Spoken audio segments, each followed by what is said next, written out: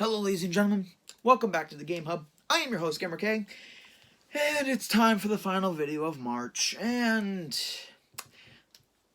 I figured I'd end up with one of my old classics from when I was a kid. And oh boy, PC games have become a big, either good thing or bad thing in gaming nowadays. With needing to have so many patches done, needing to have a lot of downloadable content, having a whole bunch of, just buying afterwards and having to fix the game afterwards. I remember back in the days of when a computer game or any game was a game. You buy it, no additional stuff, that was it. You had fun over and over again. And growing up growing up loving Disney and honestly buying anything that had Disney, Hades Challenge was one of the greatest games from when I was little. Before I had a PlayStation. I mean, I had a Nintendo 64, but none of the games were really adventure-based. Hades Challenge came out in 1998, so a good couple of years after the movie was released. And it being one of my favorite Disney movies, the minute I saw this game, I got it from my parents bought it, and I spent hours on this game. So let's start off the facts. So basically in the game, we find out that Hades is stirring up trouble again, and Hercules is battling Titans, which I think was done in the game. So anyway, it's just a story for it. So Phil has to raise a new hero in order to fight what's going on now. Cut to Phil, and we see Hercules' giant treasure room with all of the conquests he's done. And then we pan over and we see our empty storage space. I gotta admit, they do keep humor going in this game, and I really love that. And obviously, it's a point-and-click adventure game without having to make big choices or without consequences. Like how Telltale has done the point-and-click adventure games. But this one is really good for kids, and for me personally, if I'm bored, I miss this game. It's fun. So we got 4 main challenges in this game, which is defeating the Minotaur, helping the Trojan War, helping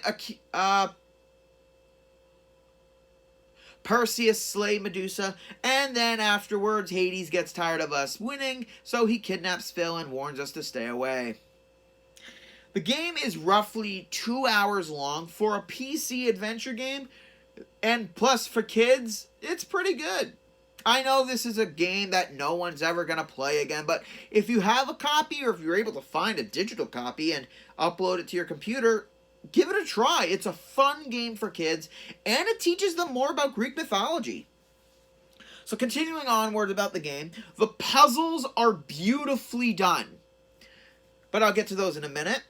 Within the game, you can point and click certain things in the world in order to see some kind of animation, just for fun. I'm glad that they did that. Also, throughout the game, you will find the statues of the gods. You click on them, it'll give you a brief description of the gods, and you learn more about about mythology and everything. And the map is okay to do. In order to go from island to island, you got to go to the ship, click on the map, and it will lead you to areas. So we got Phil's, we got Seriphos, we got Troy, we got Crete, we got Volcano Island, and we got Medusa Isle. And every single location, it has its own, I wouldn't say feel to it, it just has a bit character in every area. So it doesn't feel like it's the same place, just a different color, which I love. So the Minotaur, and all of these have to do with testing your puzzle solving skills and a little bit of common sense a little bit. So with the Minotaur, we have to help Daedalus, who created the labyrinth, to find all the materials, and we can find the materials in each of the locations. Then we gotta build the maze and make sure the Minotaur can't escape by using. They give you a cheat sheet of how to do it, and it's really fun. It's a fun mini game, and all mini games in this game can have their their difficulty ranked up from 1, 2, or 3, which honestly is good for kids, so that if they get tired of playing the level 1, they can play the level 2, and then they can play the level 3 to challenge themselves a little bit, and it's fun.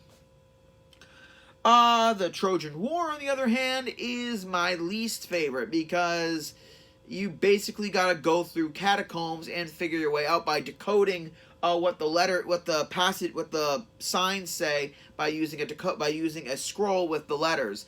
It's fun, and honestly, this kind of thing makes kids actually grab a piece of paper and write what every single letter means. That way, when they see each sign, they can just figure it out it's kind of like a decoder. And I love old games like that, because back in the day, you couldn't just look up walkthroughs on YouTube. This game really makes kids actually think and get a scrap of paper out and a pen, jot stuff down to remember. By the way, how many people watching this still has old cheat sheets for Grand Theft Auto lying around their house somewhere, probably being used as packing material for when you finally move out? But the Trojan War one isn't that great. Also, I mean, it's just kind of meh. The one with Medusa is a lot better, because you gotta find all the items that you need in order to slay Medusa. So it's kind of like the Minotaur scavenger hunt thing, and it's really good. It's great. It's a great challenge. The final one is, again, really fun. Putting the dead on the boat minigame is one of my favorites, because you gotta really listen to what the restrictions are, and once again, the game is a hell of a lot of fun. The final part of the game is where a lot of people might have some problem, because after you complete the three missions, you will get a power for each. You will get strength, you will get cunning, and you will get wisdom. And for the 3 final bosses, which are the Cyclops, Typhon, and those small little bat creatures, you need to use one of the abilities and shoot lightning bolts at them. I'm not going to tell you which one goes with which. You're going to need to figure that out on yourself. But it's really well done. And then afterwards, we can just go explore the islands. I mean, explore is kind of a rough term. And just listen to just play around with each area. Listen to all the chatter. Learn a bit more about Greek mythology and everything. And it's great. And then afterwards, you can click on all the statues on Hercules' side and all the ones on your side. And you get to hear a bit more about the lore about it. And I love that. Also, after completing each mission, there will be kind of a pop quiz for your trophy. Hades will ask you questions about certain Greek myths, and if you get it wrong, he makes your trophy smaller. It doesn't diminish you in the game, it just makes you feel a little bit more achieved when you get it right. So, something like that, you know, being a sore loser and all, having Hades screw with your prize, I enjoy that they put that into this game. It's something bizarre, it's something fun, so I really like something like that. Once again, there's not that much to explain in this game. It's an old PC game. I really loved it. There's nothing really bad about it. It's just good old, clean, cartoony fun, and I love this game for that.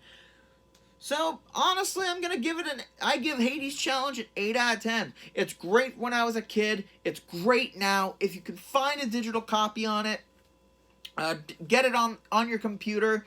Have your kids have a ball, trust me. And even though it's 2 hours, I'm pretty sure they're going to have hours of fun on this game. I mean, I did. So, if not, I'm just giving my opinion about this awesome old game. And I really hope you guys enjoyed this review. Comment, like, subscribe down below. Give me more ideas for other videos, game reviews, DLC reviews, top 13 lists. As long as it's anime, gaming, or TV related, I will review it. And that's the end of March, ladies and gentlemen. Coming up next month, in April, to start it off, we have April Fools with my favorite trickster. Until then, dearies, this is GamerK, logging out.